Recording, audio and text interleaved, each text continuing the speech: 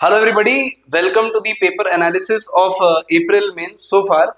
So we are doing analysis of 2025 April paper of JEE mains. Let's get started. तो हम लोग सिर्फ physics के एस्पेक्ट में फिलहाल बात करेंगे.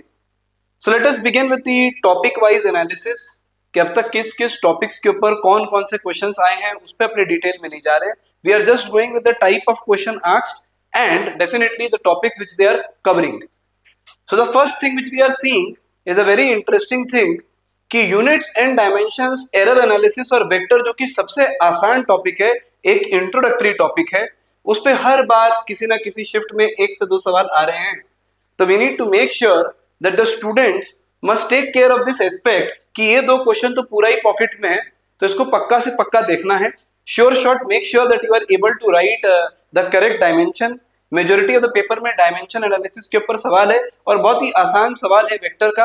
एरर के ऊपर जरूर एक दो सवाल पूछे गए हैं जो थोड़े ट्रिकी हैं, लेकिन if you have solved some 20-30 questions और previous year papers of error then you can definitely handle those problems.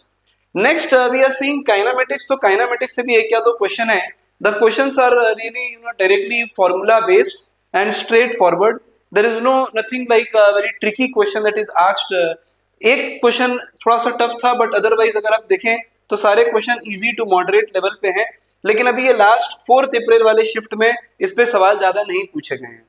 If we think in terms of laws of motion, students please keep in mind laws of motion we are also covering a frictional aspect. So we are considering the Newton's law and friction aspect में फिर अगर अपने देखें तो एक सवाल पूछा जाता है. आमतौर पर जब भी कोई मैकेनिक्स का क्वेश्चन आता है तो वो रियली पूरा न्यूटन्स लॉ पे बेस कभी नहीं रहता है. उसमें न्यूटन्स लॉ के साथ थोड़ा सा एनर्जी कंजर्वेशन भी लगवा लिया जाता है.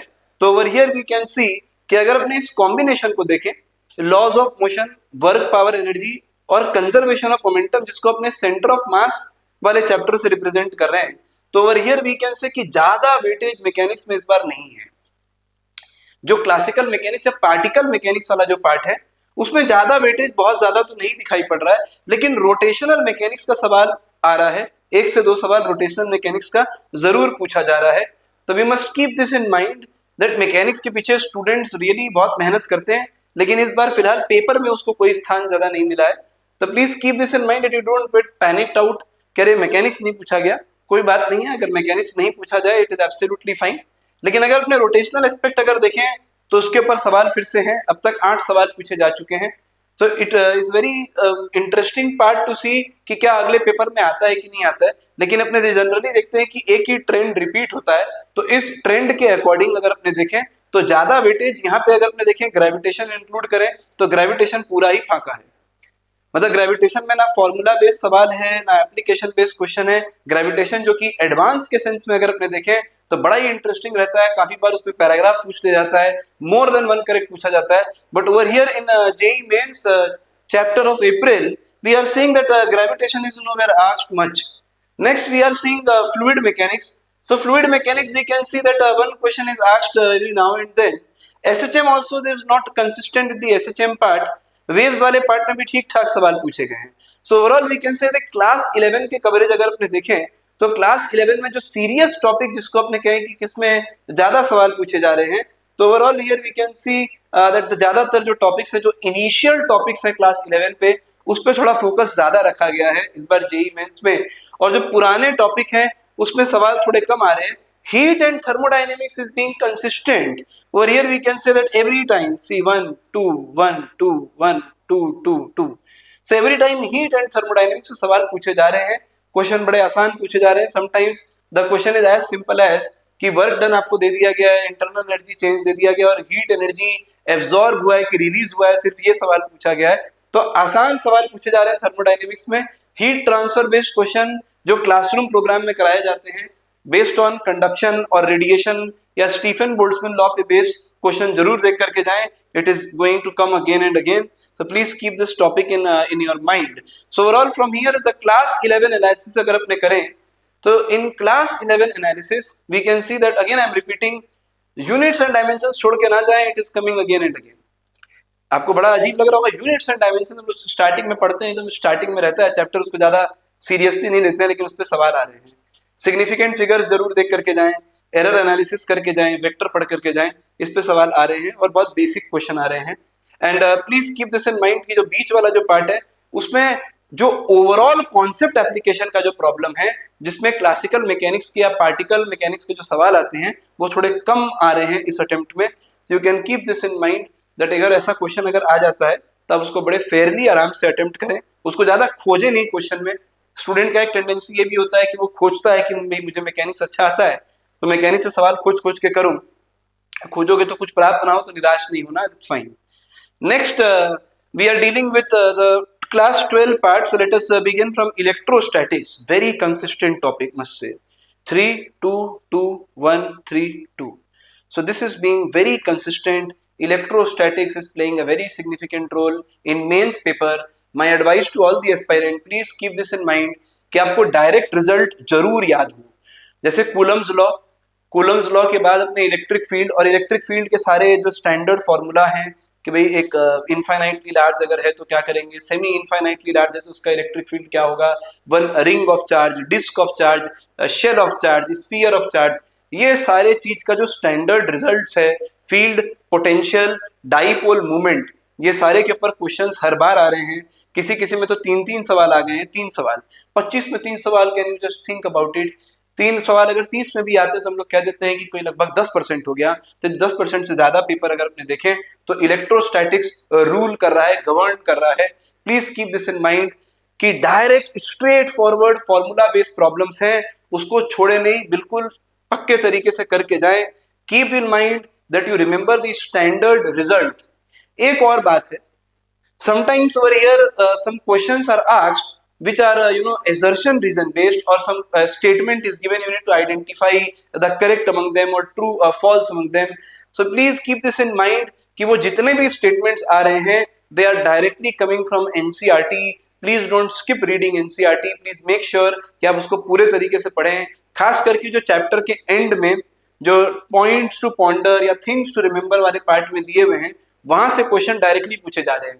लास्ट ईयर भी मेंस में एक क्वेश्चन में जिसमें थोड़ा कंट्रोवर्सी हो गया था, एटम बेस्ड क्वेश्चन, वो भी वहीं से पूछा गया था, पॉइंट्स टू पॉन्डर और थिंग्स टू रिमेंबर से। Please keep this in mind, क्योंकि ये क्वेश्चन जो थ्योरेटिकल बेस्ड होता है ये बड़ा पूछा जा रहा है। एक क्वेश्चन मैं थ्योरेटिकल का एग्जाम्पल अगर देता हूं तो वो मॉडर्न फिजिक्स का दूंगा, जिसमें पूछा गया कि integral multiple of h upon 2 pi है कि multiple of h upon 2 pi है। तो द मतलब angular momentum for an electron is a multiple of h or integral multiple of h. So this kind of a statement is asked. So if you remember the Bohr's model, it is stating mvr is equal to nh upon 2 pi. So it is not directly integral multiple, but certainly a multiple of h. अरे h का तो multiple है ही, but integral नहीं है, h upon 2 pi है या n upon 2 pi है, where n is an integer. So multiple है लेकिन इंटीग्रल मल्टीपल h का नहीं है, n बाई 2 पाई है। तो ये बड़ा इंटरेस्टिंग क्वेश्चन है जो मैं बार बार रिपीट करता हूं कि स्टेटमेंट को बहुत ठीक से पढ़ें। Please keep this in mind that you read the statement very carefully before jumping to a conclusion कि ट्रू है कि फॉल्स है। Next let us see, so we are dealing with magnetics. तो मैग्नेटिक्स और इलेक्ट्रोमैग्नेटिक इंडक्शन अगर अपने club करके एक ही बना देते हैं, तो मैग्नेटिक्स और इलेक्ट्रोमैग्नेटिक इंडक्शन अगर क्लब करके एक ही बना देते तो 7-5 ज्यादा सवाल नहीं है, ठीक ठाक क्वेश्चंस पूछे गए हैं। करंट इलेक्ट्रिसिटी पे एकदम भी सवाल ज्यादा नहीं पूछे गए हैं, थोड़े क्वेश्चन जो पूछे गए वो बहुत ही स्टैंडर्ड, जैसे मैंने कहा स्ट्रेट फॉरवर्ड सवाल आजकल पूछता है मेंस, ज्यादा घुमाता नहीं है, सिंपल अगर आप कर्चॉफ लॉ लगा देते हैं तो सवाल बन जाता है। Wheatstone bridge based question पूछ लिया जाता है, please keep this in mind. Next we are dealing with optics. तो ऑप्टिक्स के ऊपर एक खास चर्चा जरूरी है, क्योंकि ऑप्टिक्स को लेकर के स्टूडेंट्स बड़े थे कि भाई ऑप्टिक्स जो है वो इस बार पूरे मेन सीरीज में, चाहे वो जनवरी मेंस का सीरीज हो या इस वाले मेंस का सीरीज हो, optics is being asked consistently. See, look over here, optics, और अगर हम लोग देखें थर्मोडायनेमिक्स और हीट और वेक्टर एनालिसिस या एरर, तो इसमें कुछ भी जगह फाका नहीं है, कहीं जगह खाली नहीं है, हर बार सवाल पूछे गए हैं, कंसिस्टेंटली पूछे गए हैं। इलेक्ट्रोस्टैटिक्स में सवाल कंसिस्टेंटली पूछे गए हैं, और here also we can see optics में question is being asked consistently, 1 3 1 1 2 1, consistent, very consistent. तो ऑप्टिक्स के केस में हम लोग कह सकते हैं, यहाँ देखें तो वेव ऑप्टिक्स का एक भी सवाल नहीं है, लेकिन सारा सवाल रे ऑप्टिक्स का है। तो ऑप्टिक्स के ऊपर जनवरी सीरीज में भी सारे सवाल ऑप्टिक्स के ऊपर खूब सवाल थे, और इधर भी है 10% ऑफ द वेटेज हो जाता है। अगर 3 सवाल 2.5 सवाल अगर हो जाते तो कहते हैं 10% ऑफ 25 क्वेश्चन हो गए। यहाँ तो 3-3 सवाल या 2-2 सवाल एवरेज में मिल ही जा रहे हैं, 3 2 3 3 3। Very important topic. ऑप्टिक्स का एक भी सवाल ना छोड़े, खास करके वो क्वेश्चन जिसमें सिल्वरिंग ऑफ लेंस इन्वॉल्व है, खास करके वो क्वेश्चन जिसमें लेंस फॉर्मूला पूछा जा रहा है, खास करके वो क्वेश्चन जिसमें ऑप्टिकल इंस्ट्रूमेंट्स हैं, उसको एकदम भी नहीं छोड़े। या जहां पे दो दो इंस्ट्रूमेंट यूज हो रहा है, यानी कि जैसे दो लेंस का कॉम्बिनेशन है, बीच में थोड़ा डिस्टेंस है, उसको स्टूडेंट कंफर्टेबली नहीं देखते हैं, उसको kindly make sure that you are comfortable with those kind of problem. And wave optics में directly the question is asked on young modulus or my mistake, the question is directly asked on young double slit experiment. So please keep this in mind that you are very consistent with optics. Now the next part, electromagnetic waves, almost nothing is asked over here. Some one or two question is asked. You can just be sign with this aspect कि आपको formula याद हो, आप Poynting vector को जरूर पढ़ करके जाएं। और जो डिस्प्लेसमेंट करंट है, डिस्प्लेसमेंट करंट बेस्ड सवाल जो है वो इलेक्ट्रोमैग्नेटिक वेव्स में फेवरेट पिक होता है एग्जामिनर का, तो उसको जरूर पढ़ करके जाएं। Modern physics again I am saying very consistent. सिर्फ इस सेशन को अगर छोड़ दें तो मॉडर्न फिजिक्स के 2 सवाल एवरेज में आपको दिख जाएंगे। तो modern physics is very consistent. Advance के एस्पेक्ट में भी अगर अपने देखें तो मॉडर्न फिजिक्स में सवाल श्योर शॉट आते हैं। एटम सीरीज में न्यूक्लियस वाले क्वेश्चन जरूर से करके जाएं। अगर यहाँ मिसिंग है तो अपने कहीं देखेंगे कि केमिस्ट्री वाले पार्ट में first order chemical kinetics based radio activity के क्वेश्चन मिल जाएंगे, जो फिजिक्स के मॉडर्न फिजिक्स की जैसा ही कुछ दिखेगा। तो please keep this in mind that you are covering modern physics. Now the last part which we have is semiconductor. Semiconductor में हर बार क्वेश्चन जो है वो एकदम एग्जैक्टली एनसीईआरटी से उठ करके आ जाता है। मतलब ऐसा कह सकते हैं कि ग्राफ दे देते हैं, आइडेंटिफाई कर दीजिए कि फोटो डायोड का क्या ग्राफ है, आइडेंटिफाई कर दीजिए कि पीएन जंक्शन इसमें कौन सा करेक्टली रिप्रेजेंट हो रहा है। ऐसे किस्म के क्वेश्चन डायरेक्टली पूछ रहे हैं। तो please keep this in mind that you are covering the aspects associated with semiconductors. So over here इस टैली को देखने के बाद अगर हम लोग इस पे आए कि यहाँ पे जो अभी तक जितने शिफ्ट्स हुए हैं उसमें कैसा रहा अप्रैल का सेकंड सेशन, तो over here we can see that the mechanics is being asked in 38 where we have covered definitely unit and dimension, vector and सबको अपने मैकेनिक्स का हिस्सा मान रहे हैं, फ्लूइड मैकेनिक्स को भी इसी का हिस्सा मान रहे हैं, ग्रेविटेशन को भी मैकेनिक्स का हिस्सा मान रहे हैं। लेकिन जैसे कि मैंने कहा, जो पार्टिकल डायनेमिक्स वाले जो क्वेश्चन है जिसमें डायरेक्टली न्यूटन्स लॉ या वर्क पावर एनर्जी या कोलिजन या एनर्जी कंजर्वेशन लगता है, उसके क्वेश्चंस थोड़े कम हैं। लेकिन बाकी जो द आउटर मैकेनिक्स जिसको अपने कहते हैं कि जो कोर मैकेनिक्स का पार्ट नहीं है, उसके क्वेश्चन जरूर पूछे जा रहे हैं। इलेक्ट्रोमैग्नेटिज्म में मैं फिर से कह रहा हूं, मैंने पहले भी कहा था एक बार, जब भी अपने इलेक्ट्रिसिटी में डील करें, permittivity, relative permittivity, permittivity of the medium, permittivity of free space, dielectric constant, permeability, relative permeability, magnetic susceptibility, in terms पे बड़ा गेम खेला जाता है। इस पे बहुत क्वेश्चंस आते हैं, इसको फिर से देख लें। फिर से क्वेश्चन पूछा गया है जिसमें मैग्नेटिक ससेप्टिबिलिटी और क्या कहते हैं वो परमिएबिलिटी, इसको मिला करके पूछा गया कि इसमें से कौन सा करेक्ट टर्म है, या एक मैच द कॉलम बना करके पूछा गया। This is being repeated again. तो हो सकता है कि आपके सेट में परमिटिविटी पे सवाल आ जाए, परमिएबिलिटी आ चुका है, परमिटिविटी आ जाए। तो please keep this in mind. Heat and thermodynamics, जैसे कि मैंने कहा, बड़ा कंसिस्टेंट टॉपिक है, इजी टॉपिक है। डायरेक्टली एक सवाल या 2 सवाल अगर आ जाए तो फुल पॉकेट में आ जाता है, तो पूरा करके जाना चाहिए। ऑप्टिक्स और मॉडर्न फिजिक्स का खास ध्यान रखेंगे। जैसे कि मैंने कहा, बहुत बार पूछा जा रहा है, ऑप्टिक्स एकदम भर करके पूछा जा रहा है। ऑप्टिक्स खूब पूछा गया जनवरी सीरीज में, ऑप्टिक्स खूब पूछा गया इधर। तो अपने इस चीज को ध्यान रख करके चलें। एंड देन वेक्टर एनालिसिस तो मैंने कर ही दिया कि क्या क्या है। तो ओवर हियर मैकेनिक्स को जो हम लोग मान रहे हैं वो मान रहे हैं kinematics, laws of motion, work power energy, conservation of momentum, rotational motion, gravitation, fluid.